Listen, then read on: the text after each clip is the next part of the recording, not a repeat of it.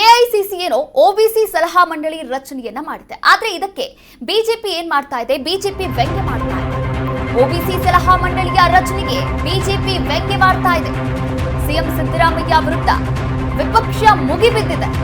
CM ಸ್ಥಾನವನ್ನ ಬಿಡಲು ಇದು ಸಂದೇಶ ಅಂತ ವ್ಯಂಗ್ಯ ಮಾಡ್ತಾ ಇರುವಂತದ್ದು ಬಿಜೆಪಿ ವಿಪಕ್ಷ. ಸಿದ್ದುಗೆ ಬೋರ್ಡಿಂಗ್ ಪಾಸ್ ಅಂತ ಕಾಲೆಳೆದಿದ್ದಾರೆ ವಿಪಕ್ಷ ನಾಯಕ ಆರ್ ಅಶೋಕ್ ಅವರು.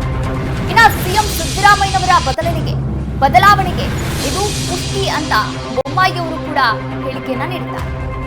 ಮತ್ತೊಂದೆಡೆ ಮುಖ್ಯಮಂತ್ರಿ ಸಿದ್ದರಾಮಯ್ಯ ಕೂಡ ಪ್ರತಿಕ್ರಿಯೆ ನೀಡಿದ್ದಾರೆ. ನಾನು ಹೈಕಮಾಂಡ್ ಕೇಳಿರಲಿಲ್ಲ, ವರಿಷ್ಠರೇ ಪ್ರಕಟಣೆಯನ್ನ ಮಾಡಿದ್ದಾರೆ.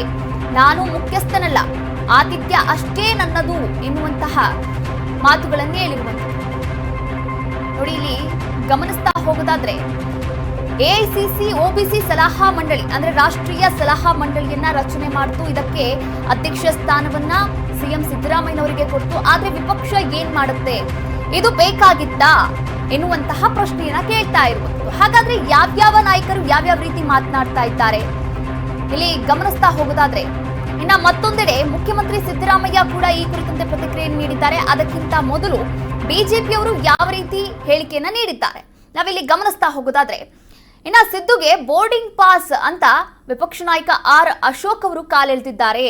ಅಂದ್ರೆ ಸಿಎಂ ಬದಲಾವಣೆ ಮಾಡಬೇಕು, ಹಾಗಾಗಿ ಇವರಿಗೆ ಒಂದು ಬೋರ್ಡಿಂಗ್ ಪಾಸ್ ಅನ್ನ ನೀಡಿದ್ದಾರೆ, ಅದರ ಅಧ್ಯಕ್ಷ ಸ್ಥಾನವನ್ನ ನೀಡಿದ್ದಾರೆ ರಾಷ್ಟ್ರೀಯ ಸಲಹಾ ಮಂಡಳಿಯಲ್ಲಿ ಅಂತ ವಿಪಕ್ಷ ನಾಯಕ ಆರ್ ಅಶೋಕ್ ಅವರು ಸಿದ್ದರಾಮಯ್ಯನವರ ಒಂದು ಕಾಲೆಳೆದಿದ್ದಾರೆ.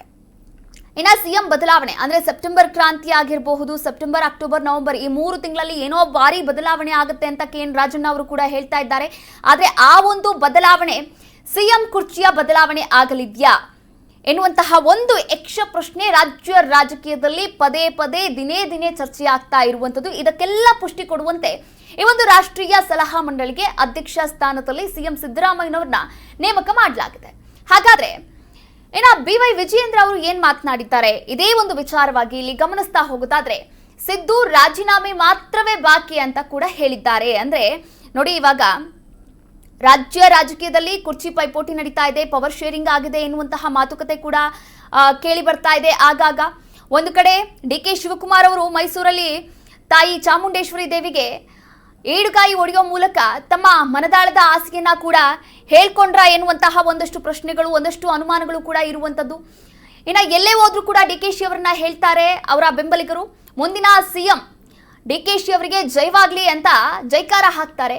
ಆದ್ರೆ ಸಿದ್ದು ರಾಜೀನಾಮೆ ಮಾತ್ರ ಬಾಕಿ ಇರೋದು ಇವಾಗ, ಯಾಕಂದ್ರೆ ಅಧ್ಯಕ್ಷ ಸ್ಥಾನವನ್ನ ಕೊಟ್ಬಿಟ್ಟಿದ್ದಾರೆ. ಇವಾಗ ಅಧ್ಯಕ್ಷ ಸ್ಥಾನವನ್ನ ಅಲಂಕರಿಸ್ತಾರೆ. ಮುಂದಿನ ಸಿಎಂ ಅಂದ್ರೆ ಸೆಪ್ಟೆಂಬರ್ ಅಥವಾ ಅಕ್ಟೋಬರ್, ನವೆಂಬರ್ ಈ 3 ತಿಂಗಳಲ್ಲಿ ಭಾರಿ ಬದಲಾವಣೆ ಆಗುತ್ತೆ. ಆ ಬದಲಾವಣೆ ಏನು ಅಂದ್ರೆ ಸಿಎಂ ಸಿದ್ದರಾಮಯ್ಯ ಸಿಎಂ ಕುರ್ಚಿಯಿಂದ ಕೆಳಗಿಳಿತಾರೆ, ಡಿಕೆ ಶಿವಕುಮಾರ್ ಕುರ್ಚಿಯನ್ನ ಅಲಂಕರಿಸ್ತಾರೆ ಎನ್ನುವಂತಹ ಒಂದು ಮಾತುಗಳನ್ನ ಇಲ್ಲಿ ಬಿವೈ ವಿಜಯೇಂದ್ರ, ಬಿಜೆಪಿಯ ರಾಜ್ಯಾಧ್ಯಕ್ಷ ಬಿವೈ ವಿಜಯೇಂದ್ರ ಅವರು ಮಾತನಾಡಿರುವಂತದ್ದು. ಹಾಗೆ ಇದೇ ವಿಚಾರವಾಗಿ ಮತ್ತೊಂದೆಡೆ ಮುಖ್ಯಮಂತ್ರಿ ಸಿದ್ದರಾಮಯ್ಯ ಕೂಡ ಪ್ರತಿಕ್ರಿಯೆ ನೀಡಿದ್ದಾರೆ. ನಾನು ಹೈಕಮಾಂಡ್ ಏನ್ ಕೇಳಿರ್ಲಿಲ್ಲ, ಆದ್ರೆ ಹೈಕಮಾಂಡ್ನ ವರಿಷ್ಠರೇ ಇದನ್ನ ಪ್ರಕಟಣೆ ಮಾಡಿದ್ದಾರೆ. ನಾನು ಅದರ ಮುಖ್ಯಸ್ಥನಲ್ಲ, ಅಂದ್ರೆ ರಾಷ್ಟ್ರೀಯ ಸಲಹಾ ಮಂಡಳಿಯ ಮುಖ್ಯಸ್ಥ ಅಲ್ಲ, ಆತಿಥ್ಯ ಅಷ್ಟೇ ನನ್ನದು ಅಂತ ಸಿಎಂ ಸಿದ್ದರಾಮಯ್ಯನವರು ಕೂಡ ಇಲ್ಲಿ ಮಾತನಾಡಿರುವಂಥದ್ದು. ಈ ಕುರಿತಂತೆ ಪ್ರತಿಕ್ರಿಯೆಯನ್ನ ಕೂಡ ನೀಡಿರುವಂಥದ್ದು. ಇನ್ನು ಒಬಿಸಿ ಸಲಹಾ ಮಂಡಳಿಗೆ ನಾನು ಮುಖ್ಯಸ್ಥ ಅಲ್ಲ, ನಾನೊಬ್ಬ ಸದಸ್ಯ ಅಷ್ಟೇ, ನನ್ನಂತೆ ಇನ್ನೂ 23 ಜನ ಸದಸ್ಯರಿದ್ದಾರೆ, ನಾನು ಮುಖ್ಯಸ್ಥ ಅಲ್ಲ, ಅದರ ನೇತೃತ್ವವನ್ನ ಬೇರೊಬ್ಬರು ಹೊತ್ತಿದ್ದಾರೆ, ಆದ್ರೆ ನಾನು ಆತಿಥ್ಯ ಮಾತ್ರ ಅಂದ್ರೆ ಒಂಥರ ಗೆಸ್ಟ್ ಪಾರ್ಟ್ ತರ ಆತಿಥ್ಯವನ್ನ ವಹಿಸ್ತಾ ಇದ್ದೇನೆ ಎನ್ನುವಂತಹ ಮಾತುಗಳನ್ನು ಹೇಳಿರುವಂಥದ್ದು. ಇನ್ನು ಎಐಸಿಸಿ ಹಿಂದುಳಿದ ವರ್ಗಗಳ ಘಟಕದ ಸಲಹಾ ಮಂಡಳಿಯ ಅಧ್ಯಕ್ಷನಾಗಿ ನನ್ನನ್ನು ನೇಮಕ ಮಾಡಿಲ್ಲ ಎನ್ನುವಂತಹ ಮಾತುಗಳನ್ನ ಕೂಡ ಹೇಳಿರುವಂಥದ್ದು.